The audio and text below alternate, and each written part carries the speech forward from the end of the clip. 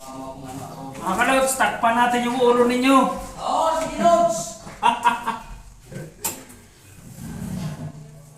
Tingnan nyo, may electric pa yung kisame ko. Saan na may regret pa yun guys? Umiikot yung ano ko ah. Saan kayo makikita na kisame na may electric fan?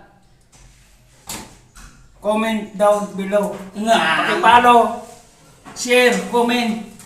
Ganun lang, mga kalods.